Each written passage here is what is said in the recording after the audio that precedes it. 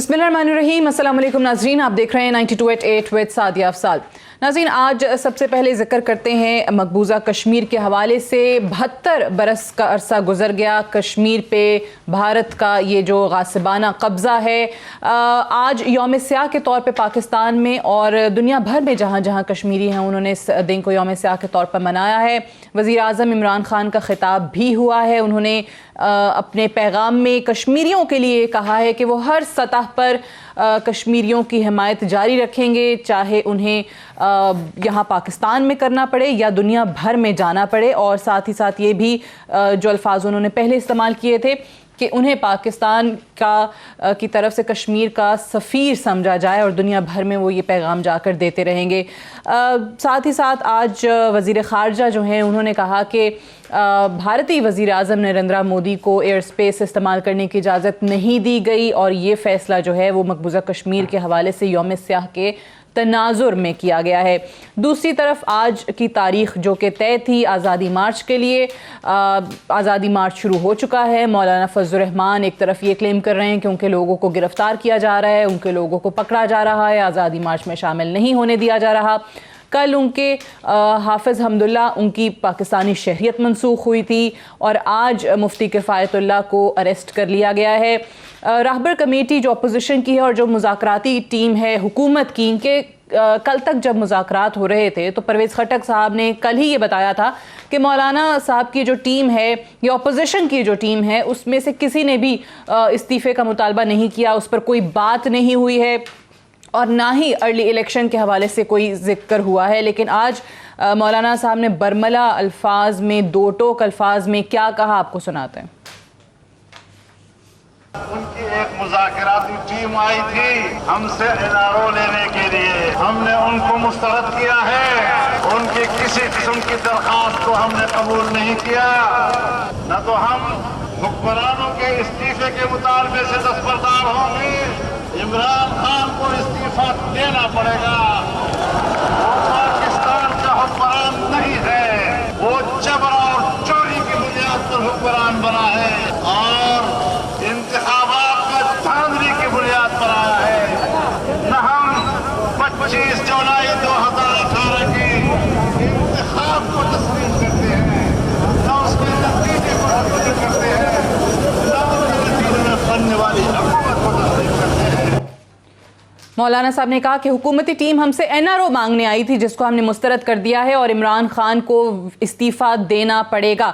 तो बज़ाहिर तो यही लग रहा है कि ये जो मुज़ाकरात का ड्रामा चल रहा है ये ऐसे ही है क्योंकि अभी तक अपना जो इस्तीफ़ा है और अर्ली इलेक्शन का मुतालबा है उस पर कायम है। और दूसरी तरफ ये जो ख़बर सुनने को मिलती है कि कहीं एक जगह का तयन कर लिया गया है, दोनों जो हैं वो अपने मुतालबात से या पेशकश से दस्तबरदार हुए हैं और किसी तीसरी जगह पर इस्लामाबाद में उनको आने दिया जाएगा। तो शायद वो भी ऐसा ही हो कि जब यहाँ आ जाएं तो उसके बाद फिर डी चौक या रेड जोन जहाँ हुकूमत नहीं चाहती कि ये आज़ादी मार्च जाए उस जगह का इंतखाब किया जाए। और फिर सारा मामला जो है वो डिपेंड करता है कि कितनी बड़ी तादाद में लोग इस्लामाबाद आ सकते हैं। इन तमाम चीज़ों के हवाले से भी बात करेंगे और नवाज शरीफ साहब की ज़मानत को लेकर भी बात होगी। और कल मरियम नवाज साहिबा के मामले की भी हेयरिंग है, उनका केस भी है, तो क्या उनको भी इंसानी हमदर्दी की बुनियाद पर कल ज़मानत मिलने के इम्कानात रोशन हैं। I am joined by a very distinguished panel of senior analyst with me today. Irshad Bhatti sahab हमारे साथ इस्लामाबाद में मौजूद हैं, बेहद शुक्रिया आपका। इमरान खान हमें ज्वाइन कर रहे हैं लाहौर से, आपका भी बेहद शुक्रिया इमरान। और औरिया मकबूल जान साहब हमें ज्वाइन कर रहे हैं लाहौर से, आप तीनों को प्रोग्राम में खुशामदीद कहते हैं, शुक्रिया। इरशाद भट्टी साहब, आगाज़ कर लेते हैं मौलाना के आज़ादी मार्च के आगाज़ से। कैसा आगाज़ था आज, उनकी बातें आपने सुनी?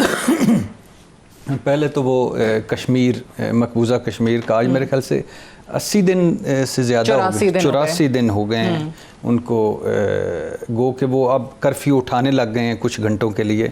लेकिन बहुत अभी भी जबर है, अभी भी बहुत सारे लोग कैद में, अभी भी बहुत सारे लोग, माएँ बच्चों को ढूंढ रही हैं, बच्चे माओं को, और कोई पता नहीं है। बहुत सारे लोग, यानी फ़्लाइट्स नहीं आ रही, लोग मिल नहीं पा रहे, सिर्फ एक फ़ोन लाइन बुक गए हुए, राशन का मसला है, दवाइयों का मसला है। इसके अलावा उसने एक वो जो आर्मी, वो जो RSS वाली आर्मी है वो डिप्यूट कर दी है। मोदी साहब ने लद्दाख में अपना अपना और सत्यापाल को हटाकर अपने जो दो इंतहा पसंद हैं उनको उन्होंने गवर्नर्स लगा दिया है। तो वो बहुत जुल्म कर रहे हैं और मुझे लग रहा है कि वो जो फ़ारूक अब्दुल्ला साहब और उमर अब्दुल्ला और महबूबा मुफ्ती, इनसे अजीत डोल कोई अंदर खाने कोई कर रहा है। अब हुर्रियत कॉन्फ्रेंस अब पता नहीं वो एक पेज पे हैं कि नहीं है, क्योंकि 11 नुकाती अजीत डोल लेके आया था, उसके बाद उनका कोई पता नहीं है कि कोई बयान नहीं आता, कोई ट्वीट नहीं आता। लेकिन मेन है वो 80 लाख जो 9 लाख फ़ौज के घेरे में हैं। अल्लाह उनकी मुश्किलें आसान करे। और आज के दिन वो आए थे, फ़ौज उतरी थी, तो आज का दिन तो यानी ये वो सही वही बात है ना कि ये काश ये बरतानिया के जानवर होते तो फिर भी आज दुनिया जाग जाती, ईसाई होते फिर भी जाग जाते, अमरीकी होते फिर भी जाग जाते। दूसरी बात ये मौलाना साहब के धरने पे आ जाएं तो ये मेरे सामने ये है कि ये 15 रुपए के स्टाम्प पेपर पे मौलाना साहब और मौलाना साहब की तरफ से मुफ्ती अब्दुल्ला, जनरल सेक्रेटरी जमीयत उलमाए इस्लाम फ़ेज़ ज़िला इस्लामाबाद, और फ़रीक़ अव्वल मोहम्मद हमज़ा शफ़क़ात डिप्टी कमिश्नर इस्लामाबाद हैं। ये मुआहदा आज मोरखा 26/10/2019 हफ्ता को माबैन फ़रीक़ैन इस्लामाबाद में तय पाया 7 नुकाती। अब अगर मौलाना साहब और उनके साथी और वो इस्लाम के इतने बड़े अलम बरदार सच्चे और सुच्चे मुसलमान भी अगर मुआहदे करके मुकर जाते हैं तो फिर क्या करिए स्टाम्प पे। तो मुआहदे आपने देखा ज़्यादातर ये होता है, फिर बाद में एक्सक्यूज़ क्या होता है कि भाई हमारे तो कारकुनान हमारे काबू में नहीं थे। वो दूसरी है, उन्होंने बात नहीं मानी, वो दूसरी है कि पेशावर मोड़ या जो आप वो परेड ग्राउंड और डी चौक के अलावा उन्होंने एक तीसरा रखा है, वो रखा वो वहाँ आकर एक अलहदा होना। उन्होंने इब्तिदा झूठ से की है कि कोई हमने नहीं किया कि हम इस्तीफा लेंगे इमरान खान का, हालांकि वो इधर मान चुके हैं कि नो इलेक्शन, नो इस्तीफा, नो धरना, नो लॉकडाउन। सही है, ये नहीं, हम आएंगे, आज़ादी मार्च करेंगे, जलसा करेंगे, चले जाएंगे। लेकिन उसके बाद जो आपने कहा कि मौलाना का बहुत, मैं नहीं तवक्को कर रहा था कि इतना फुसफुसा शो होगा। अच्छा, हाँ, मैं मिलियन मार्च और वो जो झंडे मौलाना आ रहे हैं, वो जो वो होता था, और एक वो इन्होंने एक वो सोशल मीडिया और सलामियाँ, और ये तो इमरान खान का जो धरना के जो लॉन्ग मार्च या तैरुल कादरी की जो इब्तिदा हुई थी उससे भी फुसफुसा है। और मैं तो सोच रहा था कि पता नहीं लाखों लोग होंगे और ये इब्तिदा है, पहला दिन है, और इसके पहले दिन हमेशा ज्यादा जोश और मौलाना साहब ने इसके लिए इतने चंदे इकट्ठे कर लिए, इतने माशाल्लाह, कोई अगली पूरी जिंदगी के लिए पैसा इकट्ठा कर लिया, और इतना उन्होंने पिच बनाई है, इतना उन्होंने सारा कुछ किया है कि वो कर ले। लेकिन मुझे बड़ा मायूस कौन लगा पे फर्स्ट डे मौलाना साहब का, और मौलाना साहब खुद बेहंगम सा कोई तकरीर वो वो कंटेनर, वो इमरान खान की वो जापान से कंटेनर आ गया सारी सहूलतों वाला, सारा कुछ वो आ रहा है, लेकिन वो टेम्पो नहीं बना जो मौलाना साहब चाहते थे कि मैं आऊंगा और सारों को बहा के ले जाऊंगा। अब आगे देखिएगा क्या, आगे देखते हैं क्या हुआ।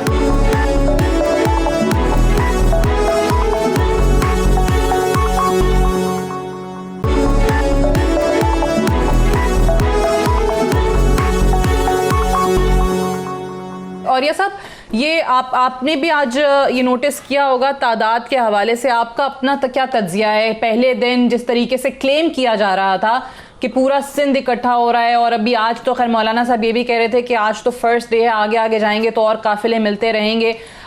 स्टार्ट कैसा हुआ है इस आज़ादी मार्च का, और आज जो उन्होंने बातें की हैं कि भाई इमरान खान का इस्तीफा तो हर सूरत में आना ही आना होगा?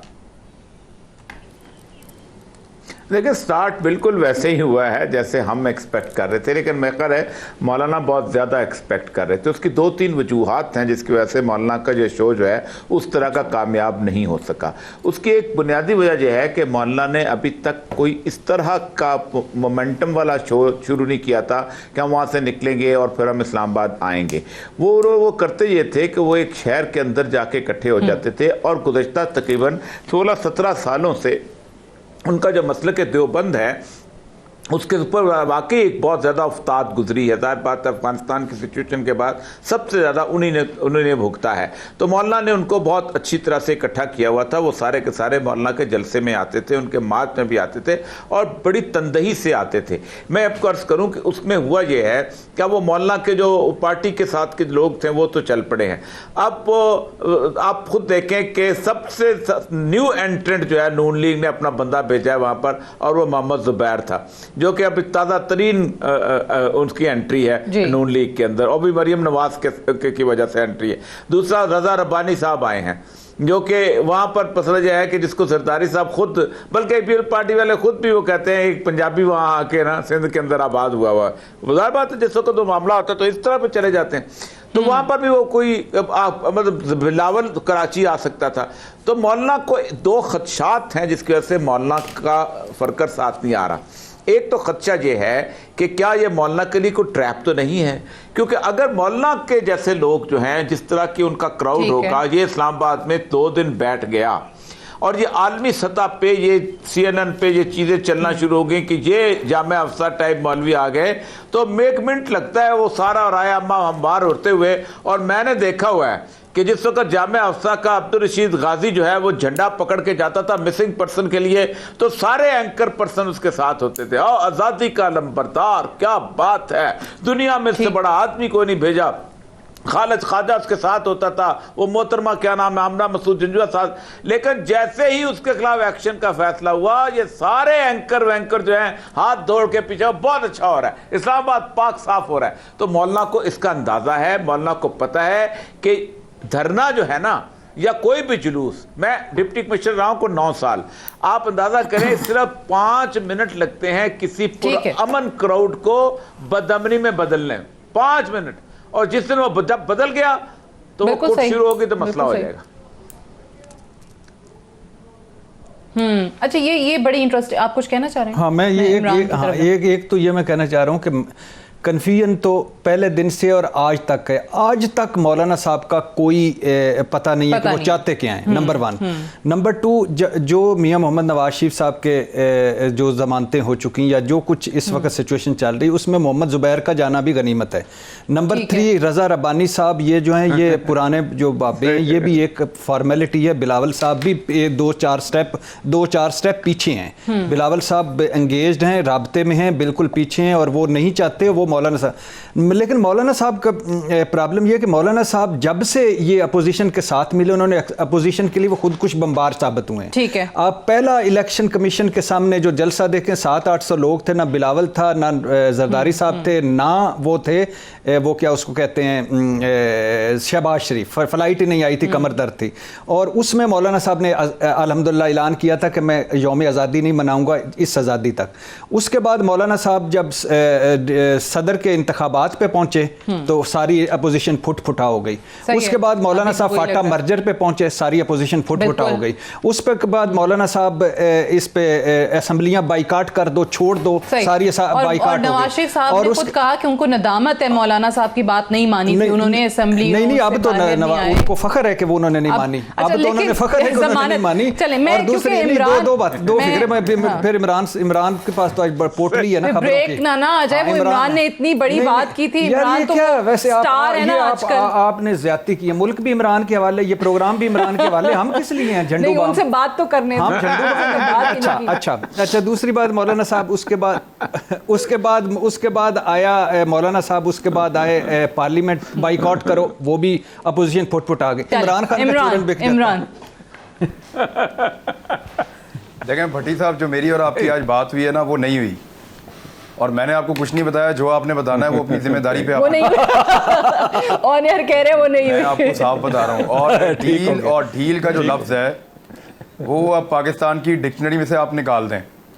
मेरे पास और इन्फॉर्मेशन है, मेरे पास सोर्सेज से इन्फॉर्मेशन है, पक्की इन्फॉर्मेशन है, लेकिन आप मुझे ये बताएंगे क्या इस मुल्क में वो इन्फॉर्मेशन देनी चाहिए? खुद मेरे पास विजुअल सबूत मौजूद हैं, मेरे पास डॉक्यूमेंट्री सबूत मौजूद हैं, मेरे पास डॉक्यूमेंट्स हैं, हर चीज़ मौजूद है किसी चीज़ की, लेकिन मैं जजमेंट नहीं दे सकता। मैं नहीं कह सकता कि ये ठीक है या गलत है।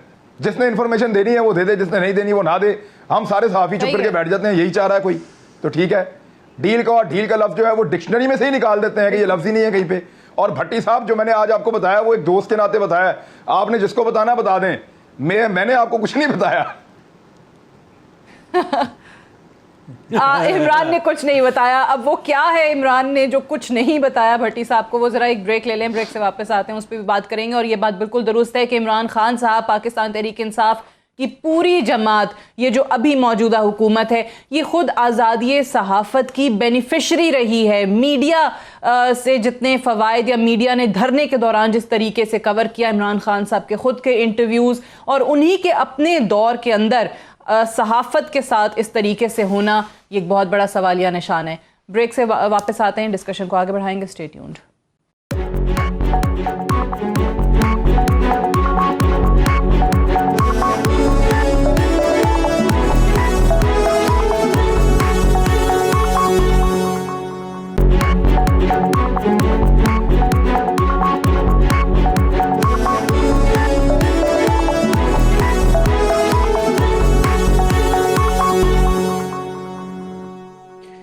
वेलकम बैक प्रोग्राम में एक बार फिर से खुशामदीद। और यह सब एक चीज़ बताइएगा, जिस तरीके से हम पीपल्स पार्टी ऑफ PMLN के हवाले से बात कर रहे थे, बिलावल साहब पहले ही ख़ुद को बड़े तरीके से अलग कर चुके थे, ये कह के कि हम हिमायत ज़रूर करेंगे इस मार्च की। शहबाज शरीफ साहब भी बस शिरकत कर रहे हैं, इससे ज़्यादा पाकिस्तान मुस्लिम नवाज़ का भी कुछ ख़ास शिरकत के हवाले से अभी तक मौक़िफ़ नहीं आया है। मौलाना इस्लामाबाद आ जाते हैं, आज तो वो उनका क्लेम है या वो मुतालबा कर रहे हैं कि इमरान खान इस्तीफ़ा दे। ये इस्तीफ़ा नहीं होता, आज जो स्ट्रेंथ नज़र आ रही है वो उतनी बड़ी तादाद नहीं है जैसे लोग शायद एक्सपेक्ट कर रहे थे मौलाना से, तो फिर इनके लिए फेस सेविंग क्या होगी? बाकी अपोजिशन पार्टीज़ भी हट गई, वो भी साथ नहीं दे रही, मौलाना की सियासत फिर किस डगर जाएगी अगर ये इस्तीफ़ा भी नहीं इनको मिलता तो? नहीं, पहली बात यह है कि मौलाना ने तो पहले दिन से ये तय किया हुआ था कि वहाँ जाके बताऊंगा मेरा प्लान क्या है, और वो कोई भी प्लान हो सकता है। फेस सेविंग तो कोई मसला नहीं है उनके लिए। वो कह देंगे कि हम हुकूमत को और मोहलत देते हैं कुछ अरसे के लिए, हम वहाँ से निकलेंगे, हम पता नहीं। और खैर मौलाना इंतहाई ज़ीरक इंसान है, इंतहाई। देखिए मौलाना फजल रहमान में और मौलाना अब्दुल रशीद गाजी में यही फ़र्क है कि मौलाना अब्दुल रशीद गाजी ट्रैप हो गया था, मौलाना फजल रहमान ट्रैप नहीं हो गए किसी तौर पर भी। लेकिन एक बात आपको बताऊं, मौलाना को बुनियादी तौर पर इस सारे मार्च की कभी ज़रूरत ना होती अगर इस सारी की सारी डील के दौरान इमरान खान जो हैं वो अपना एक एडमेंट रवैया ना रखते और वो इस पर एग्री ना होते कि इनको डील नहीं देनी चाहिए। मौलाना का जो प्रेशर था उस प्रेशर को इसीलिए निकाला गया उस प्रेशर कुकर में से ताकि किसी तौर पर इन दोनों की इस मामले को आगे बढ़ाया जाए।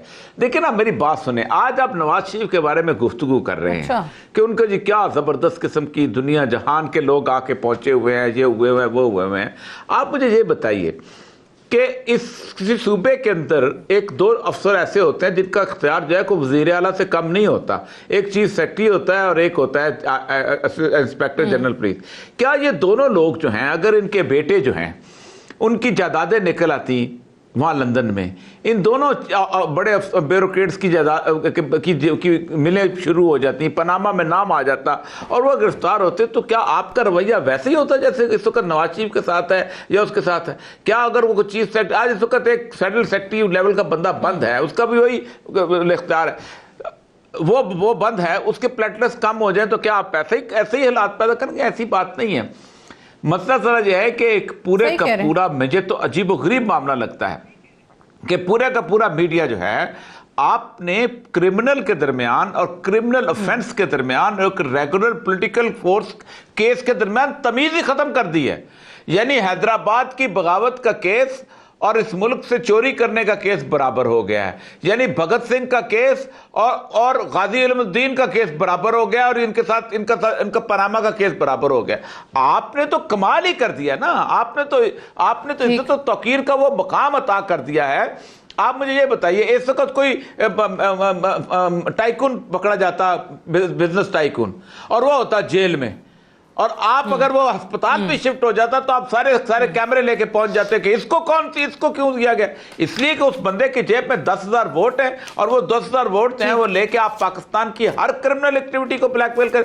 ये चीज है, इसकी बुनियाद के ऊपर एक हवा बनी है। इंसानी हमदर्दी की बुनियाद पर जमानतें भी हो जाती हैं, तिब्बी। आप सही कह रहे हैं कि वो दो कवानीन जो हैं, दो कवानीन नजर तो आ रहे हैं, अमीर और गरीब तबकात में फर्क तो है। कितने लोग हैं जो इससे ज्यादा बीमार होते हैं? प्लेटफॉर्म से हट के बात कर लें, वो भी आपको।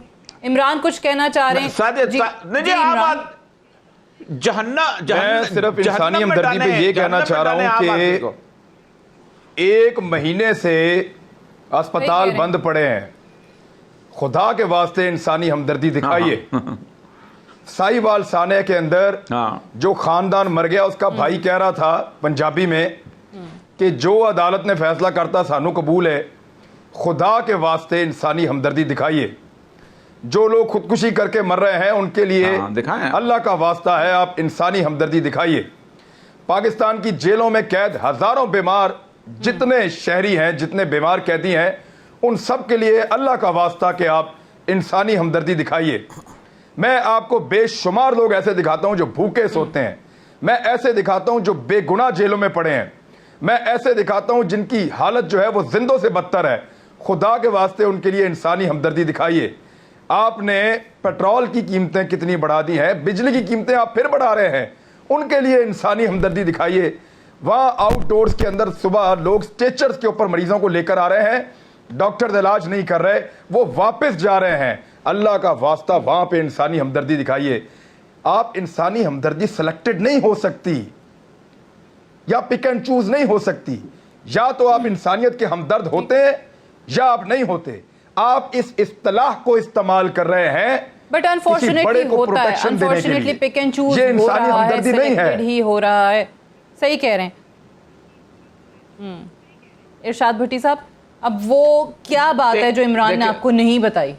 देखिए जो बात आप बताना चाह रहे हैं, वो एक बड़ी यानी उससे बड़ी यानी दुख की बात मुझे छेड़ दिया इमरान खान ने ये गुफ्तगू का। अब ये जो मर्जी कह देंगे, मैंने तो पता नहीं क्या कहेंगे, मैंने जो बताई है वो अलग है। हमने नहीं आप हमने 22 साल को हो गया कि भाई मेरा नाम आ गया, बीच में पता नहीं आप क्या बोलने 22 जा रहे हैं। साल इस तब्दीली के लिए ख्वाब देखे। 22 साल इस नहीं मैं आपको सीरियसली बता रहा हूं। देखिए मैं आपको एक चीज बताऊं, मुझे मायूसी इस बात की है कि मेरी खबर से इस मुल्क में बदलने वाला कुछ नहीं है। मुझे खबर देने में कोई एतराज नहीं, गला उतार दे मेरा कोई फर्क नहीं पड़ता मुझे। मैं रिपोर्टर हूं, सड़कों पे जाके काम करता रहा हूं, 10 दफा मरते मरते बचा हूं। मेरे ऊपर कई दफा पर्चे हो गए हैं काम करते करते, पुलिस ने पर्चे दिए हैं, मेरे साथ हुकूमतें लड़ी हैं। वो मामला नहीं है, डर वर नहीं लगता हमें किसी से। अच्छा यानी ये कैसी हुकूमतें हैं, ये कैसी हुकूमत है हमारी इस वक्त? यानी KPK में देख लें, सिंध में देख लें, पंजाब में देख लें, मरकज़ में देख लें, जो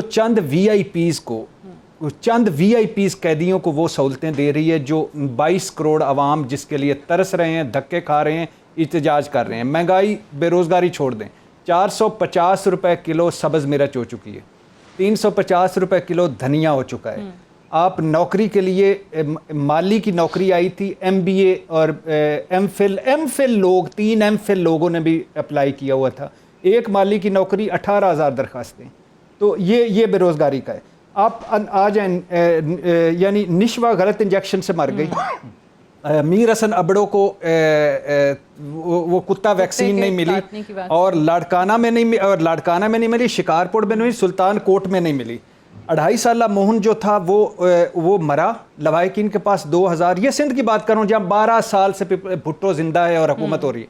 2000 नहीं थे, उन्होंने एम्बुलेंस की बजाय मोटरसाइकिल पे लाश ले जाने लगे, रस्ते में एक्सीडेंट हुआ, बाप भी मर गया, चाचा भी मर गया। और मौत की वादी थर और लाड़काना, बिलावल की फुप्पो है वजीर सेहत सिंध, अजरा पलीचो हो। अब अजरा पलीचो जो है उसने 1 जून रिंगी है। कभी आपने किसी ने आपने देखा है उसे किसी टीवी पर, किसी रेडियो पर इस कौम से, इन लोगों से माजरत करते हुए रिजाइन छोड़ दें? अच्छा पंजाब देख लें, पंजाब का हेल्थ बजट आपने 5 अरब कम कर दिया, डेंगू से मखलूक मर गई, ज़कात फंड से जो कैंसर के मरीजों का इलाज हो रहा था बंद हो गया, गरीब सरकारी अस्पताल में 10 रुपए की जो पर्ची थी वो 10 रुपए लिए जा रहे हैं, 50 बल्कि 50 तक हो गए। मोहतरमा यास्मीन राशिद को कभी आपने उतने देखा जितने वो एक प्लेटलेट्स बता रही होती हैं, और कितने प्लेटलेट्स बता रही थी कि इस वक्त काउंट ये है, इस वक्त काउंट ये है। मैं उनके पास गई, मैं उनके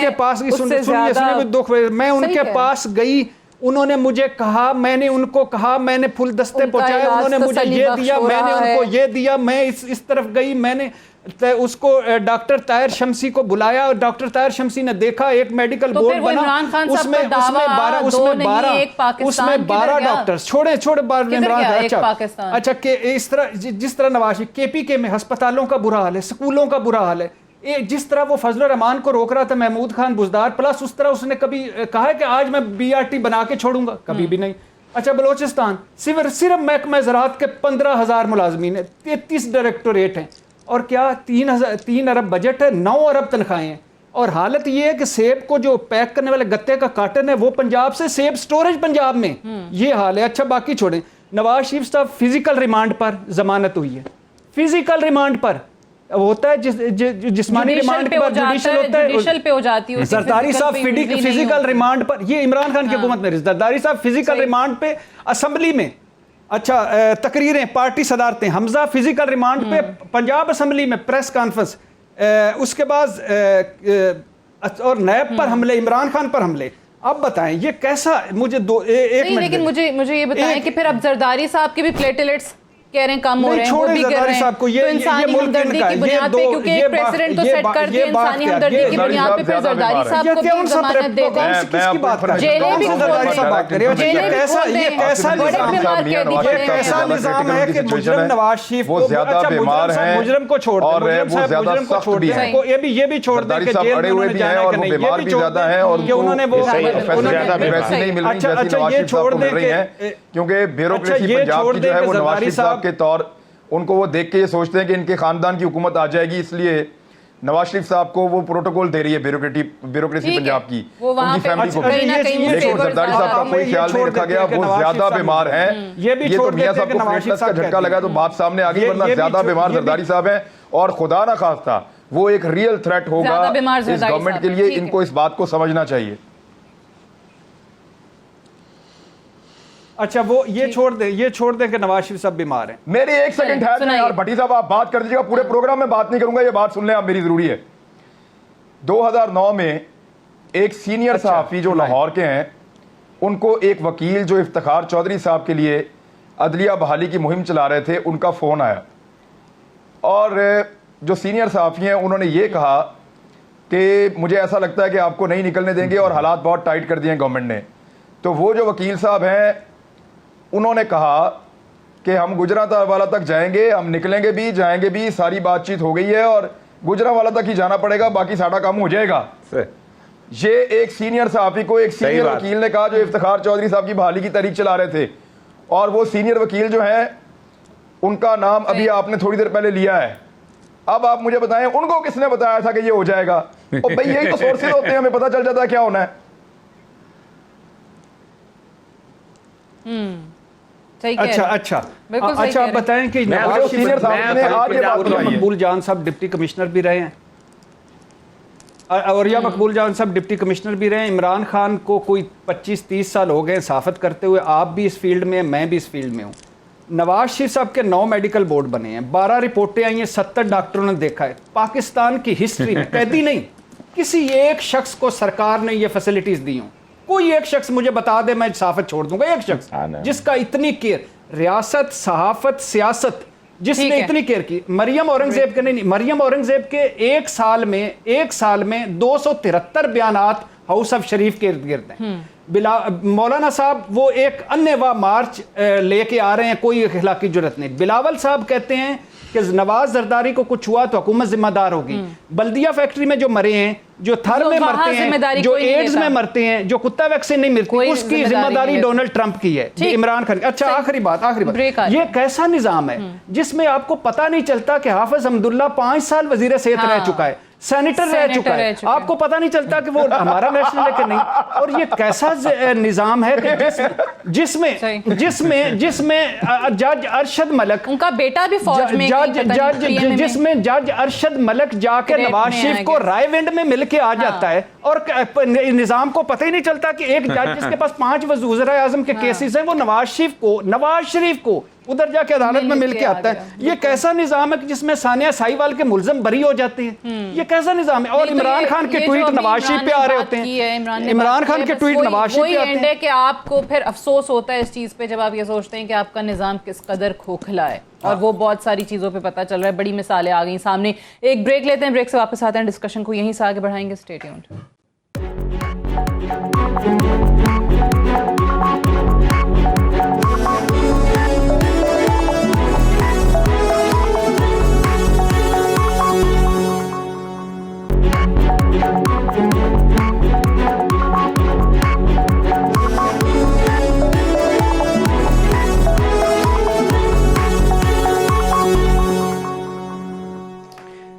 वेलकम वेलकम बैक प्रोग्राम में एक बार फिर से खुशामदीद। और ये सब आप जो हम बात कर रहे थे ब्रेक पे जाने से पहले, आपको भी क्या वही मंजरनामा बनता हुआ नज़र आ रहा है जिस तरीके से कयास आराइयाँ हैं?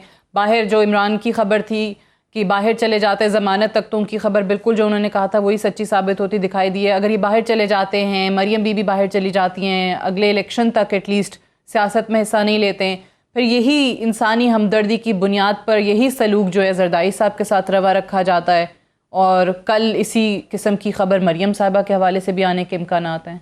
आप क्या देख रहे हैं, क्या हो सकता है? देखिए, मैं बुनियादी तौर पर एक licence holder advocate high court हूँ।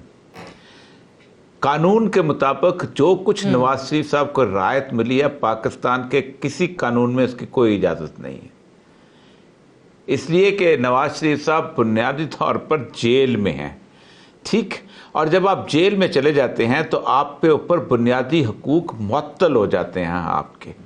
आप बुनियादी हकूक़ एक इसलिए कि आपका right of freedom of movement का हक तो मुअत्तल हो गया पहला। फिर आप कहेंगे मुझे right of freedom of speech भी चाहिए। फिर आप ये कहेंगे कि मुझे right of freedom of making the association भी चाहिए। तो ये राइट्स आपके यूनाइटेड नेशन का चार्टर कहता है कि एक आदमी को ट्रीटमेंट देनी चाहिए जेल के अंदर ये कैटेगरीज के हिसाब से। वो भी ये कहते हैं कि एक जेल के कैदी का इंसानी हकूक का हक तमाम मुअत्तल हो जाते, क्योंकि ये वरना ज़रूरत क्या है उसको जेल में रखने की। तो पाकिस्तान के किसी भी कानून के अंदर ये प्रोविजन मौजूद नहीं है कि उनको ज़मानत दी जाए और उनको रिहा कराया जाए। कस्टडी में अस्पताल में रखो भाई, किसने कहा कि नहीं रखो, आप कस्टडी में रखो। नवाज शरीफ ने वहाँ से निकल को जिम जाना है सुबह जाके कि उसको ज़मानत की ज़रूरत है, या वहाँ उससे निकल के रात को अपनी सैर करनी है, फलूदा खाने जाना है? नहीं, उसने तो हॉस्पिटल में रहना है। तो हॉस्पिटल को तो आप एक कॉर्डन ऑफ करके जेल डिक्लेयर कर। यही हाल मरीम नवाज का भी होगा। इस तरह दूसरे केस करते, तो ये सारे जितने भी हैं ये एक्स्ट्रा लीगल डिसीजन हो रहे हैं और कोई इस पर गुफ्तगू नहीं कर रहा। ना कोई अदलिया के ऊपर कोई तबसरा कर रहा है। इसलिए पहली बात तो यह है कि एक बात यह है कि जब फैसला हो जाता है तो उस फैसले पे तबसरा करना हर इंसान का हक है। ये कोई कंटेम्प्ट ऑफ कोर्ट नहीं हो सकती। एक बात तय रखें, कंटेम्प्ट ऑफ कोर्ट बात। तो ये तो जाहिर बात है, पता चल रहा है। अब ना भी आप प्लान कहें, ना भी कहें कि ये प्लान्ड नहीं है, ना भी आप कहें कि हम कहते हैं जी हमारे जजों बेचारों को तो कुछ पता नहीं, वो तो ज़ाती तौर पे इंसानी हमदर्दी के तौर पे कर रहे हैं। वो तो लॉ की किताबें जो उनका पीछे रख दो एक दफ़ा। इस दफ़ा हम एक इंसान को बचाना है, और ये इंसान बहुत कीमती है दुनिया के लिए, पूरी दुनिया के लिए कीमती है, इसलिए हमने उसको बचाना है। कोई ज़रूरत नहीं है CRPC की, कोई ज़रूरत नहीं PPC की, कोई ज़रूरत नहीं किसी और बेल लॉस की, कोई ज़रूरत नहीं एविडेंस एक्ट की, कोई ज़रूरत नहीं जेल मैनुअल की, कोई ज़रूरत नहीं। छोड़ो, इंसान बचाना है भाई, बहुत जरूरी है। तो ये एक तो बात ये है कि ये रास्ता चल पड़ा है, लेकिन मुझे खतरा इस बात का है कि इस सारे प्रोसेस के अंदर आप एक अमन का दौर तो ले आएंगे कुछ देर के लिए, ठीक है, आप कहेंगे कि ये एक हुकूमत, लेकिन बुनियादी तौर पर आप वो एक तसव्वुर जो था ना इस हुकूमत के साथ कि ये हुकूमत मुख्तलिफ होगी बाकी सारे लोगों से, वो टूट जाएगा। मुशर्रफ भी यही करता था, ठीक है, जब बाकी लोग भी यही करते थे, तो फिर टूट जाए। असल में इमरान खान का ये बड़ी जबरदस्त आपने बात की। इमरान खान आखिरी फिक्रा सुन लें, इमरान खान का 1 घंटे के लिए हुकूमत करता, लेकिन असूलों पे करता तो दोबारा वापस आ सकता था। असूलों पे करता, सही। वो असूल हुकूमत में आने के बाद पता नहीं कहाँ जाते हैं। लेकिन इमरान मुझे ये बताएं कि क्योंकि हम डील या ढील तो कह नहीं सकते, तो अरेंजमेंट कह लें या जो भी कह लें, जिस तरीके से चीज़ें चल रही हैं, ज़मानत हो गई या बाहर जाते हैं वो भी पता चल जाएगा, इस सारे किस्से के अंदर इस मुल्क को क्या फ़ायदा हुआ है? मुल्क का फायदा है आज का सबसे बेस्ट सवाल, और या मकबूल जान साहब के नाम ये सवाल, इमरान खान के नाम ये सवाल, बड़े इमरान खान के नाम ये सवाल, मुल्क को क्या फायदा हुआ? क्या फायदा? बहुत बड़ा सवाल। सारे डॉक्टर आजमाए गए हैं कि उनमें कितनी काबिलियत है, इतना नवाज शरीफ साहब पर हुआ है, खुराक का पता चला है एक जान कैसे बचाई जाती है। नहीं इमरान, लेकिन देखें वजीर आजम साहब तो कहते थे ना कि मुल्क का पैसा वापस आए, पैसा जो है वो वापस आएगा, या कहते थे पैसा दें पैसा दें, ये तो चले हमारा जाएं। पैसा लग यार रहा आप है, एक आदमी मसला नहीं को है। बांधते हैं फायदा और क्या बांध हुआ? के कोई उसे पैसा कहते हैं वैसा मेरे भी साथ वापस हाथ आ रहा है या मिलाओ। नहीं? एक आदमी के हाथ आप पीछे बांध दें और बांधने के बाद उसे कहें मेरे साथ हाथ मिलाओ, तो वो कैसे हाथ मिलाए आपसे? वो सिचुएशन आप समझें सही है। कितना उलझा के मुल्क उसके हवाले की। जब इकोनॉमी के अंदर कोई जान नहीं थी, सारे उसने खुद दुश्मन बना लिए और वो सही। कंप्रोमाइज करने पे तैयार नहीं था, वो सारे भी इकट्ठे हो गए। फिर हर एक का अपना अपना मफाद है, किसी को कुछ चाहिए, किसी को कुछ चाहिए, किसी को कुछ चाहिए। जिस आदमी को वो इनकार करता है वो आंखें निकालता है और ब्लैकमेल करता है और अपनी इस्तेदाद के मुताबिक उसको डराता है।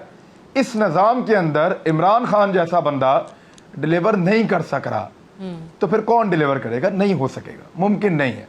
उसके बंधे हुए हाथ हैं, अभी पीछे बंधे हुए हैं, कल को वो आगे बांध लेगा यूं करके।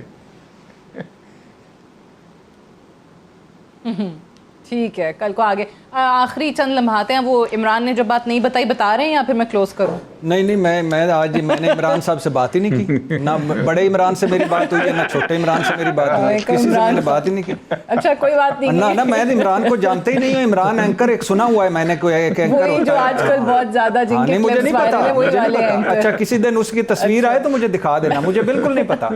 अच्छा, दूसरी बात ये है कि इस 2% का ये मुल्क ना बनाए, बाख्तियार का ये मुल्क ना बनाए, बड़ों का ये मुल्क ना बनाए। सानिया साहिवाल, सानिया मॉडल टाउन, बल्दिया फैक्ट्री, कराची मरने, भूख, महंगाई, बेरोजगारी, और दूसरी तरफ नवाज शरीफ जरदारी, वो एंड कंपनी ना करें इस तरह। ये बहुत बुरी आप कर रहे हैं। आप गुलाम दर गुलाम ना करें, ये तबाही फिर जाएगी इस मुल्क की। आखिर में लिख दें to whom it may concern.